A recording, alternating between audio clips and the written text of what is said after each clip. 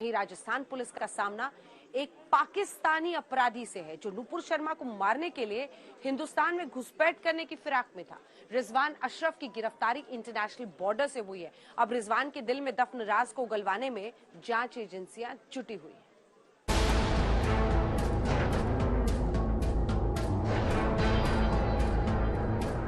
पाकिस्तान से नुपुर शर्मा को मारने आया। मौलवियों की बैठक में टारगेट सौंपा गया। 5 बसें बदली, 20 किलोमीटर पैदल चला।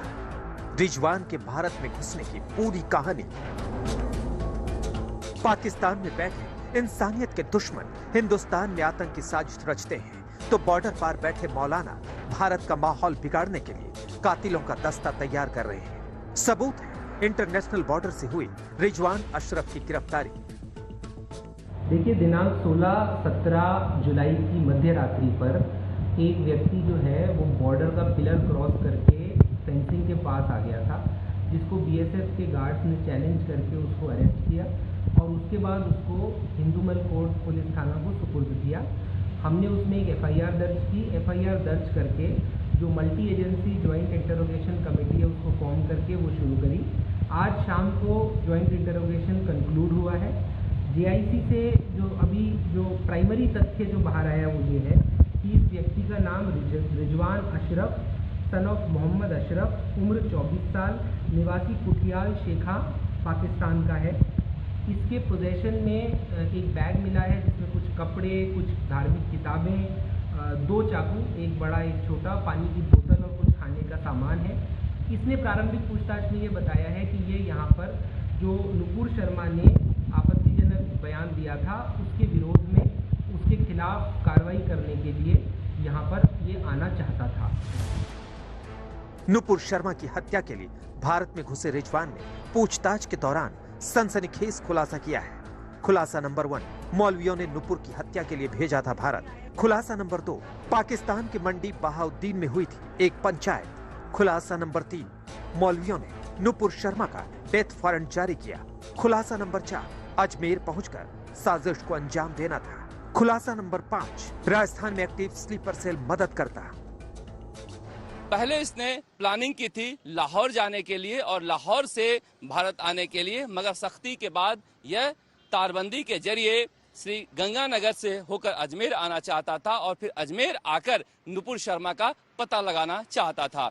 इसका कहना है कि मंडी बहाउद्दीन में मौलवियों की एक बैठक हुई जिसमें तय किया गया कि नुपुर शर्मा को मारा जाएगा और इसी वजह से ये भारत आया है। लेकिन अभी भी इसके बारे में पूरी तफ्तीश सुरक्षा एजेंसियां कर रही हैं। रिजवान से जांच एजेंसियां पूछताछ कर रही हैं। पूछताछ के दौरान रिजवान ने बताया है कि मदरसे में पढ़ाई की है, 3 भाषा लिख और बोल सकता है, यानी उर्दू, पंजाबी और हिंदी का उसे ज्ञान है। और तो और भारत के सबसे बड़े दुश्मन हाफिज सईद के संगठन से भी जुड़ा हुआ था।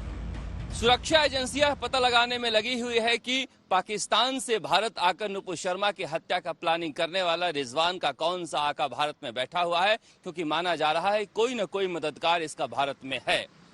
कहा जा रहा है कि मंडी बहाउद्दीन में यह मस्जिदों में तकरीरें करता था और रिलीजियस फंडामेंटलिस्ट के साथ काम करता था। यह भी पूछताछ में पता चला है कि लश्कर-ए-तैयबा के चीफ हाफिज सईद के सामाजिक संगठन जमातुल दावा में भी यह जाता रहा है। यह 8वीं पास है और इलेक्ट्रिशियन का काम करता है वहां पर। इसके 3 बच्चे भी हैं। राजस्थान के श्री गंगानगर के पास बॉर्डर के करीब बीएसएफ ने रिजवान को 16 जुलाई की रात धर दबोचा था। तभी से रिजवान अशरफ से पूछताछ जारी है। रिजवान के बैग से 2 चाकू मिले हैं। ये भी जानकारी मिली है कि रिजवान को पता था कि नुपुर शर्मा कहां रहती है। अजमेर पहुंचने के बाद रिजवान अशरफ स्थानीय मदद के जरिए पहले नुपुर तक पहुंचता और फिर हत्या को अंजाम देता। लेकिन नुपुर शर्मा की हत्या के नापाक प्लान पर देश की सुरक्षा एजेंसियों ने पानी फेर दिया। अब रिजवान अशरफ के आकाओं के राज उगलवाने में